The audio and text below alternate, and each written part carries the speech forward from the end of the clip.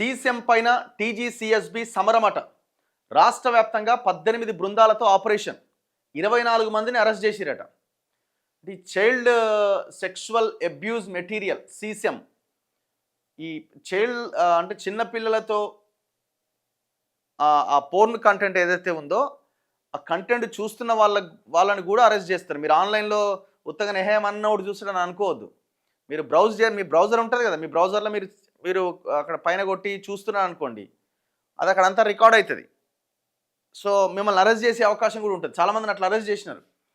Child sexual abuse material పైన Telangana cyber security bureau సమరం చేస్తోంది. చిన్నారులకు సంబంధించిన అభ్యంతరకర కంటెంట్ను ఆన్లైన్లో ప్రసారం చేస్తున్న నిందితులను కట్టడి చేయడం పైన ప్రత్యేక కార్యాచరణ అమలు చేస్తున్నది. మొన్న ఒక యూట్యూబర్ని అరెస్ట్ చేసినారు.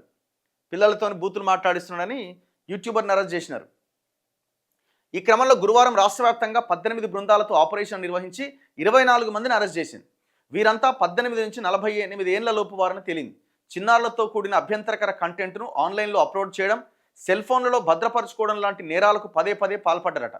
బాధిత చిన్నారులు 4 నుంచి 14 ఏళ్ల లోపు ఉన్నారట. వారిలో 90% మంది బాలికలు ఉన్నారట. విదేశీ చిన్నారులకు సంబంధించిన కంటెంట్ను నిందితులు ఎక్కువగా సర్క్యులేట్ చేస్తున్నారట. హైదరాబాద్ రాజేంద్రనగర్లో సెక్యూరిటీ గార్డ్గా పనిచేస్తున్న కందాడ శ్రీకాంత్ను టీజీసీఎస్బీ అరెస్ట్ చేసింది. గతంలో హైదర్గూడలో మరో కంపెనీలో హౌస్ కీపింగ్ బాయ్గా పనిచేసిన సమయంలో 4 ఏళ్ల బాలికపై శ్రీకాంత్ అఘాయిత్యానికి యత్నించి ఆ దుర్మార్గాన్ని సెల్ ఫోన్లో చిత్రీకరించింది. మరో ఘటనలో నిజామాబాద్లో నీటిపారుదల శాఖలో జూనియర్ అసిస్టెంట్గా పనిచేస్తున్న ఉద్యోగిని కటకటాల్లోకి పంపించారు.